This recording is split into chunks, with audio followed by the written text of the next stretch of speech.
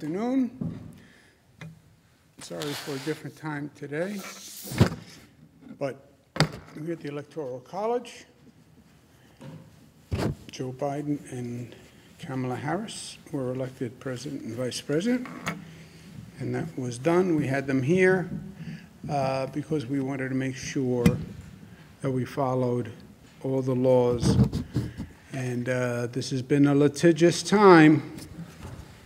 So that concluded. Let's talk about where we are today. Today is day 289. Here are the numbers for today.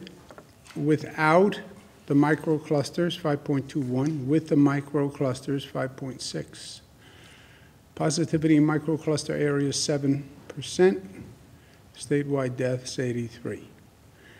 They are in our thoughts and prayers, especially during this holiday season. It's a tough time to lose. It's always tough to lose a loved one, but especially during the holiday season. State hospitalizations up to 5,700, ICU 1,000, intubations 572. This is the percentage of population hospitalized across the state. What you see is the Finger Lakes is now the unfortunate leader in number of hospitalizations. Western New York, Central New York, Mohawk Valley, all in about the same position. But Finger Lakes is higher. Southern Tier is lower, North Country is lower, Mid-Hudson is somewhat lower. Capital Region is doing well comparatively. Long Island, New York City are doing well. COVID positivity rates, you see the same thing. Finger Lakes is at the highest number, 8%, then Central New York, then Western New York. So we are seeing a flattening in Western New York, which is good news. We're seeing an increase in Finger Lakes, which is bad news. Long Island, 5.7, New York City, 4. All the numbers are going up. They're going to continue to go up. All the numbers across the world are going up. All the numbers across the nation are going up. Welcome to the holiday season. This is New York City, which is interesting. Look at the variation. Manhattan is 2.6. Brooklyn, 4. Queens, 4.6. Bronx, 4.4. So Bronx, Queens, Brooklyn, all about the same position. Manhattan, much lower. Staten Island, much higher. We've been talking about Staten Island. This is all a function of our actions and our social gatherings and our following rules. And I've said that 7 times, but the numbers are the numbers. Every day, I basically get asked the same question by everyone I talk to. What is going on really, and where are we really? And the question itself is a problem. People are getting a lot of numbers. They're getting a lot of rates. They're getting a lot of opinions. I watch positivity rates. I watch case numbers. Dr. Fauci says this. And newspaper reports, or maybe Dr. Fauci's wrong, maybe Dr. Redfield's wrong, maybe the World Health Organization's wrong. People don't know who to believe. So people are confused, and that's a real problem, because this is dependent upon social action, what we're doing here. And if people are confused, and they don't know what to do, or they hear too much clutter, and they choose not to follow anyone's advice, then we're in a problem situation. So communication is essential. And it is somewhat confusing just on the facts. I have said multiple times what is true. Positivity rate in New York State is very low. I then have people say to me all the time, well, then what's the problem? Our positivity rate is very low. That is true. It doesn't mean it's not a problem. Yes, we are one of the lowest positivity rates in the United States of America. Congratulations. That's New Yorkers doing the right thing. Congratulations. That's the good news. You want to know the bad news? The entire United States of America is in trouble. That's the bad news. Well, we're better than everyone else, yes, but everybody is in trouble. Other states are already closing down, right? This is, you want to do as much economic activity as you can until you can't because of public health. The other states are already closing down. You have big states, California, Michigan, they are closing down. And we don't want to close down.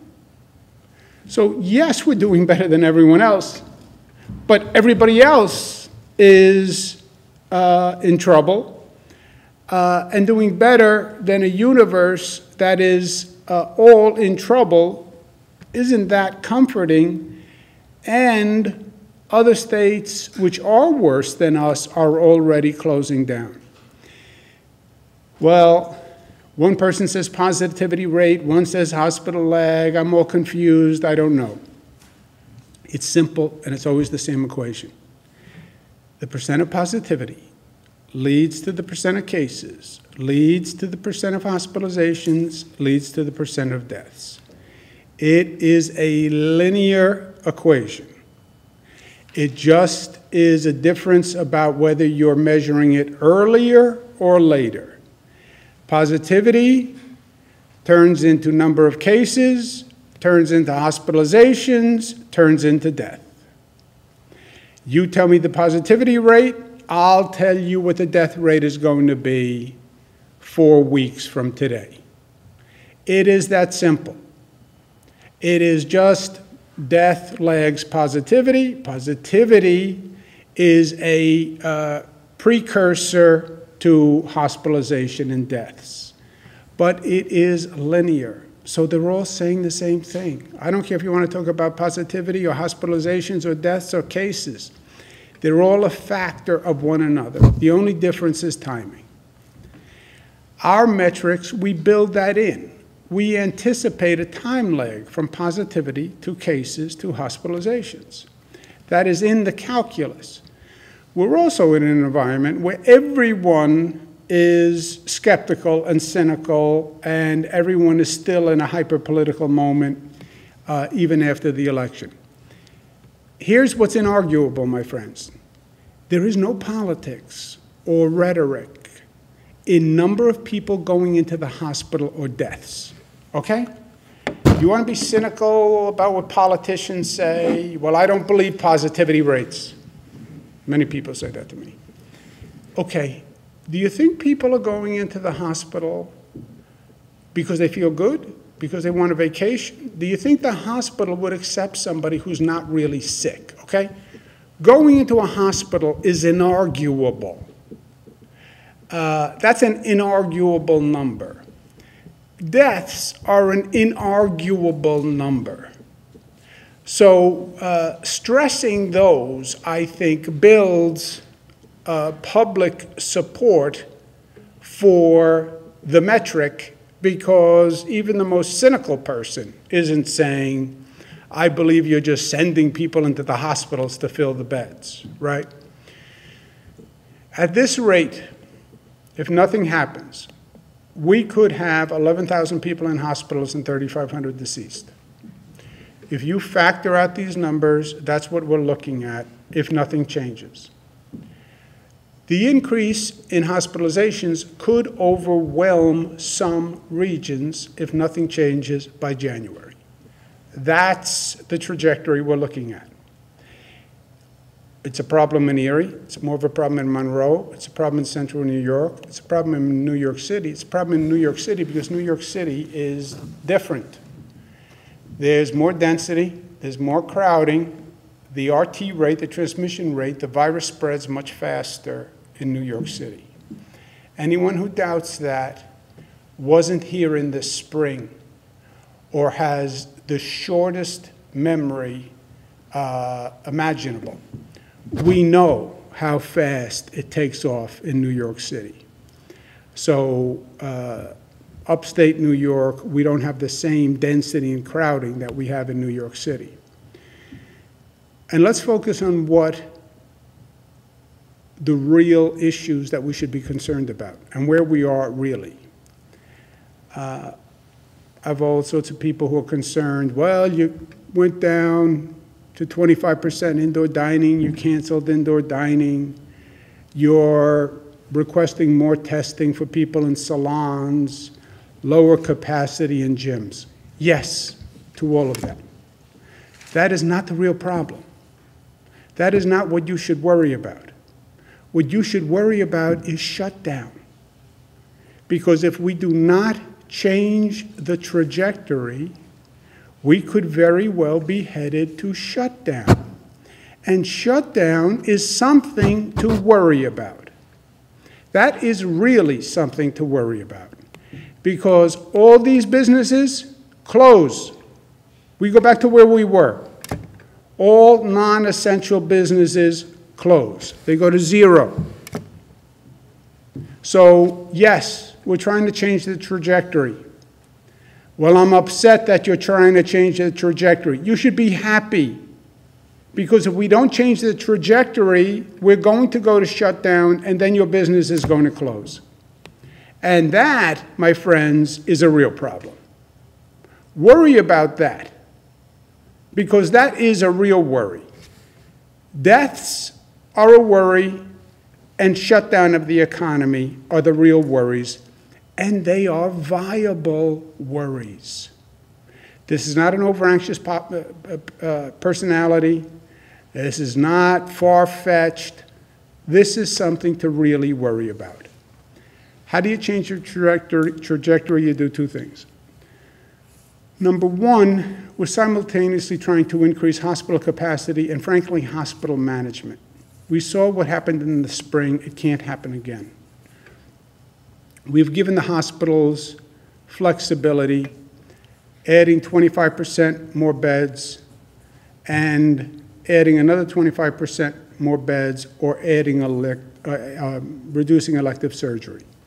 So we've given hospitals capacity enhancement with their flexibility. Hospital managers have to manage the hospitals well. What happened in the spring, in my opinion, and in defense of the hospital managers who I've spent a lot of time talking to, it was a first-case scenario in the spring. It had never happened before. I understand that. But there was a failure to balance the patient load. What does that mean? You have some hospital systems. A hospital system is, I have 10 hospitals, I have 20 hospitals, I have 30 hospitals, I have 11 hospitals. Right now, the hospitals basically operate as independent silos. And there's very little coordination among them. What happened in the spring was one hospital in a system got overwhelmed. They didn't have the capacity to distribute the patient load to the other hospitals. So their community had a high infection rate. That community came into that hospital sat there and got overwhelmed. Meanwhile, you had a hospital in their system to the left and to the right that had additional capacity. That was Elmhurst Hospital. We know what zip codes are increasing. We know that. You know what hospitals serve those zip codes. You know what hospitals will face increasing numbers. Plan now to use those 11 hospitals as one system. Not that you bring somebody in, admit them, and then have to move them before they get admitted.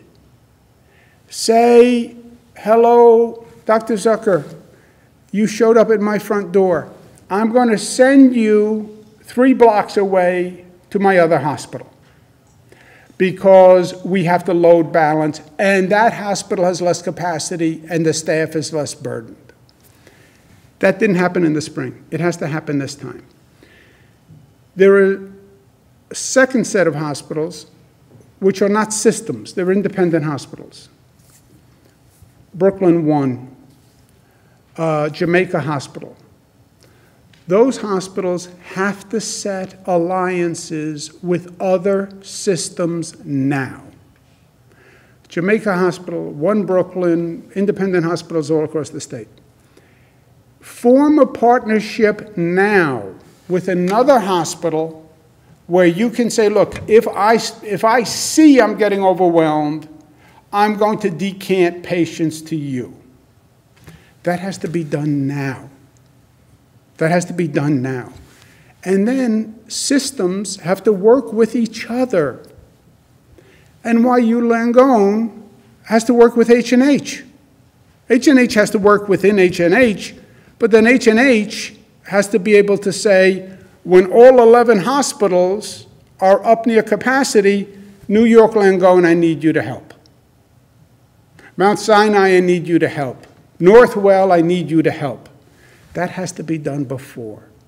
This is not the way the hospitals operate. They operate unto themselves. That does not work here. It just doesn't work here. That was the spring. And if you are close to being overwhelmed, contact Department of Health and make sure you talk to someone. Speak to this gentleman, Dr. Zucker. Don't wait to get overwhelmed and then call up and say, I have a problem. I have people on gurneys in hallways. It's too late for us to help. We have capacity as a system, and we can help the problematic systems, H&H, the independents that have no one else to go to. But we need notice. Ken Rasky is head of the Greater New York Hospital Association, which runs the downstate, oversees the downstate hospitals. Ken Rasky and Michael Dowling from Northwell Hospital, which is the largest hospital system in the state. I've asked Ken Rasky and Michael Dowling to work with H&H and work with the independents, make sure they have this plan in place, and make sure they have partnerships to unload. We have B. Grouse, who runs basically the same thing in upstate New York. Same situation in upstate New York. These hospitals have to have a better management system, and it has to happen now. Same time, we have to slow the spread. Overwhelmingly, the number of new cases are coming from small gatherings, living room spread. And we're going into the holiday season. This is much, much tougher than you think. I can't tell you how many people I talk to who say, I'm not going out. I'm staying home, and I invite my friends over, so I'm being safe. That is the problem. And they say it to me as if they're being prudent and diligent. I'm not going out. I'm staying home, and I invite my friends over, and we watch the ball game. That is the problem. The world changed since the spring. The problem in the spring was going out. The problem in the winter is staying home and inviting people over. So you want me to stay home and not invite anyone over? That's impossible. That's what we're dealing with through the holiday season. And I get how hard it is. I live it with my own family. I had a conversation with one of my daughters this weekend. Where are you going? I'm going to a friend's birthday party. Is it outside? No. It's going to be inside, but there's only 4 of us, and we're going to social distance. We're going to eat pizza. I said, how does that even work? You know, how does that even work? Well, she wants to celebrate her birthday. I get it. I get it. But this is where it spreads. And remember, the spreader is not malicious. Your wife can be a spreader. They're asymptomatic. They have no idea. They could have gotten it from the delivery boy who dropped off the groceries.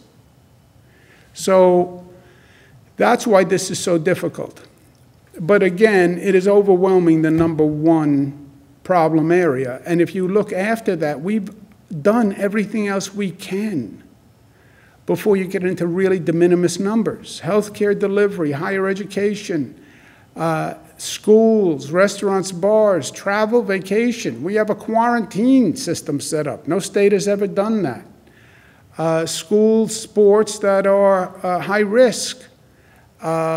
We don't allow it.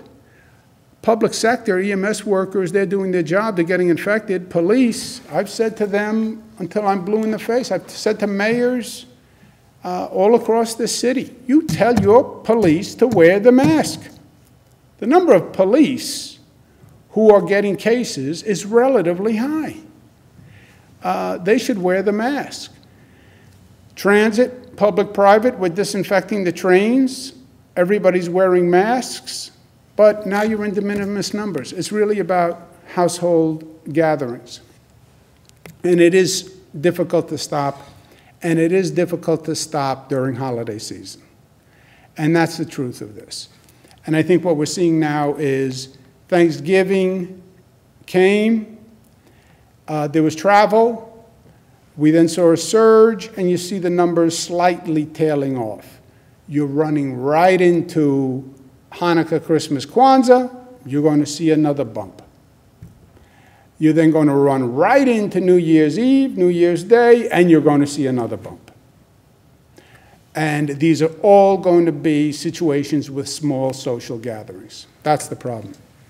So the winter plan that we talked about last week, you're looking at the positivity index, the hospitalization rate, the hospital capacity, the density crowding, what they call the RT rate, and the risk level of that type of economic activity.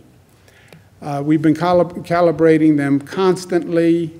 The benefit of the economic activity, the rate of transmission number, which is really the most important number in any of this, which is now 1.3, hospitalization capacity rate. Yet new yellow zones, which are 3%, top 10% daily hospital admissions.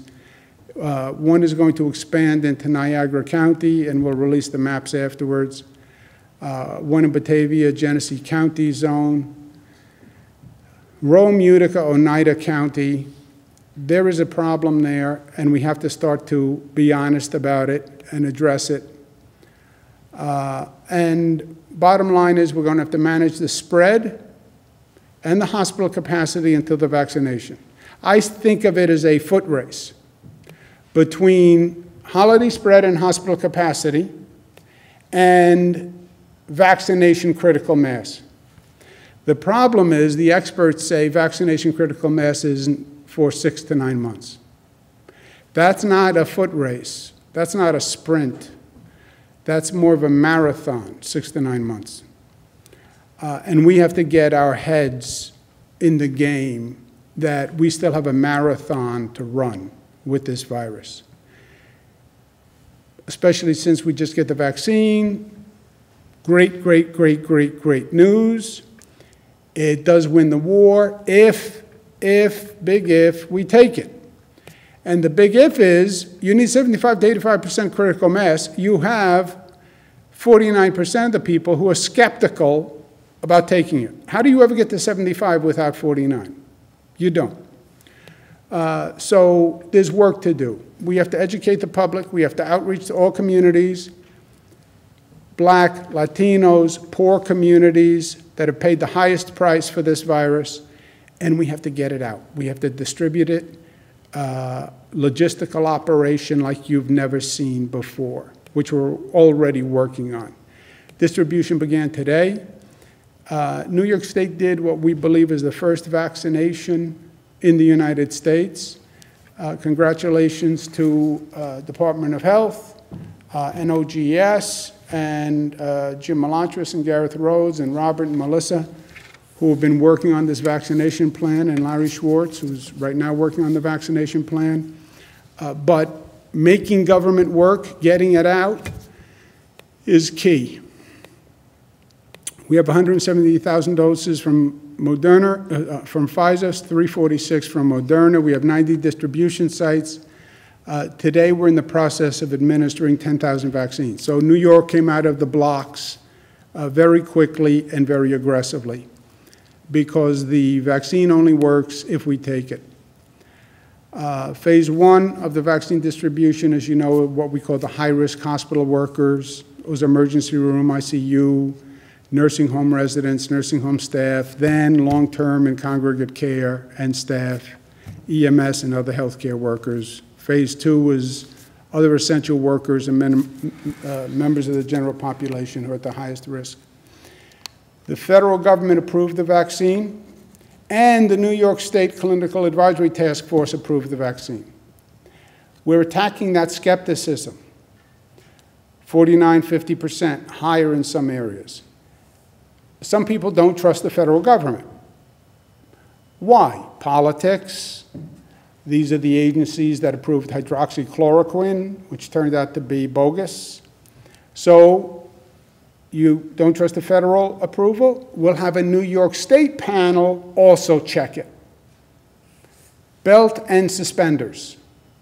You don't trust the feds? Then you have New York review it. We did it. Some people said, oh, there's going to be a delay, blah, blah, blah. Never happened. Actually, the New York task force acted before the federal government acted. As I said, politics is everywhere. There's no politics on this issue. Trump and Biden agree on the rules for home spread. Those rules are from the CDC. That's an agency controlled by Trump. They both agree on vaccine usage. So hopefully we're getting to a point in this country where the politics will stop being the enemy of public health. A couple of other issues I want to mention. People talk about doing a state tax increase. State tax increase is not just a political decision, it's a revenue decision. How much money do you need to balance the budget? That is the question for a state tax increase. And is it enough to close the deficit? There's two options on what we can do now financially, fiscally as a state. One, we can do a budget now. We need $15 billion. That's the number we asked for from the federal government. We said to them we need $15 billion or we have a hole.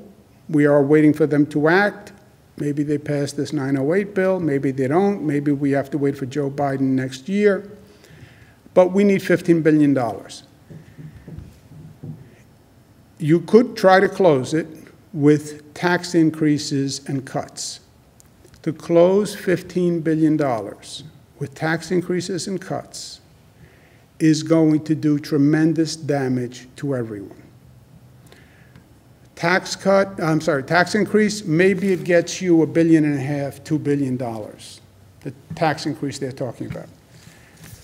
You need another $10 billion to come even close. What are we going to cut today? We're going to cut schools, local governments, hospitals. Who could you possibly cut?